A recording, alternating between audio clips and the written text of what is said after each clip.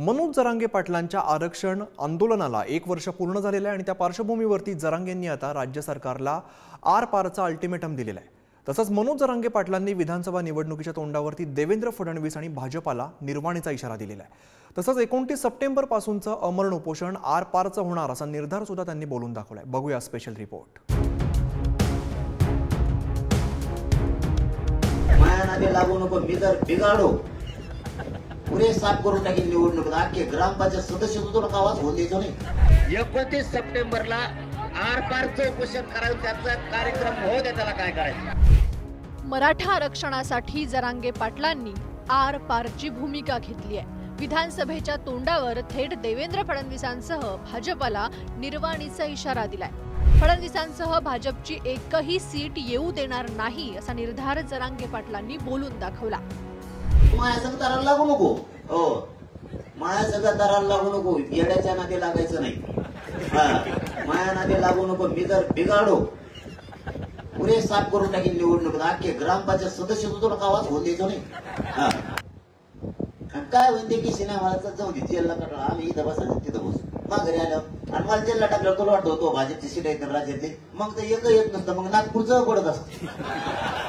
हनुमंतरायाने खालून हात घातला तर ते पुरत उठून आणलं। मराठ्याने जर जेल खालून घोडातून हात घालून नेऊन पुन्हा अंतरावून टाकलं, तिथून पुढं दार उघडायला रावसाहेब दानवेला त्याला जो करणार, मग आम्ही पुन्हा पुढं उघडायला देवेंद्र फडणवीस।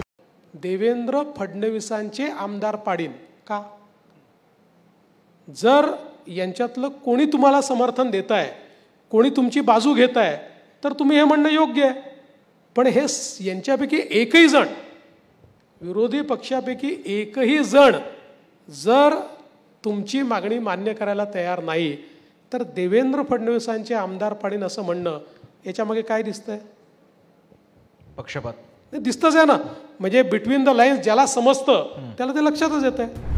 मनोज जरांगे पाटलांच्या मराठा आरक्षण आंदोलनाला 1 वर्ष पूर्ण झालं। त्या पार्श्वभूमीवर मराठा समाजाची अंतरवाली सराटीत बैठक पार पडली। सगळे सोयरे अध्यादेशाच्या अंमलबजावणीसाठी जरांगे पाटलांनी राज्य सरकारला 28 सप्टेंबरचा अल्टिमेटम दिलाय। 29 सप्टेंबरला आर-पारचं उपोषण करायचं, त्याचा कार्यक्रम होऊ द्या, त्याला काय करायचं। सगळा महाराष्ट्र बसू आपण इथं, त्याची जिरवायची जिरवायच्या त्याला मराठ्याच्या मनगाडाची ताकद 29 सप्टेंबरला मराठ्याच्या मनगाडाची ताकद काय असते कळून द्या। पुऱ्या मराठ्यांना आरक्षण दिल्याशिवाय मी हटत नाही, आणि ते पण ओबीसीतून। कोणता छगन भुजबळ आणा येतोय, देवेंद्र फडणवीस त्याला कसा पुढं करतो ते सगळं बघतो मी। जरांगे पाटलांनी 29 सप्टेंबर पासून आर-पारचं आमरण उपोषण करण्याचा इशारा दिलाय। मात्र जरांगेंच्या या भूमिकेनंतर मराठा समाजानं आक्रोश व्यक्त केला। आमरण उपोषणाला बसू नये ही मागणी करत उपस्थितांना अश्रू अनावर झाले। दरम्यान जरांगे पाटलांवर ओबीसी नेते लक्ष्मण हाकेंसह नवनाथ वाघमारेंनीही जोरदार निशाणा साधलाय।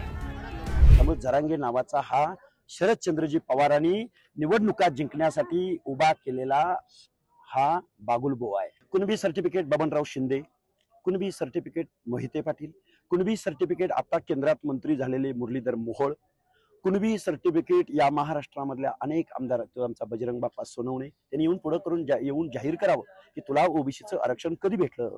त्या जरांगे सारख्या माकडाची आम्ही किती दिवस परवा करायची आणि किती दिवस घाबरायचं। आज राज्यामध्ये 60% पेक्षा जास्त किंवा 60% असणारा ओबीसी समाज आता बाहेर पडू लागलाय। त्यामुळे जरांगे सारख्या माकडाला, छपरी गावठी छाप माणसाला येणाऱ्या काळात कोणी घाबरणार नाही।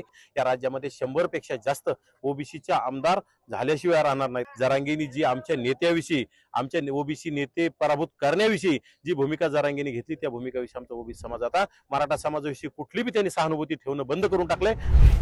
जरांगे पाटील मागे हटण्यास तयार नसल्यानं सरकारची मोठी अडचण झाली आहे। त्यामुळे महिनाभरात सरकार आरक्षणावर काय तोडगा काढणार याकडे सर्वांचं लक्ष असेल। गौरव साळी, पुढारी न्यूज, जालना।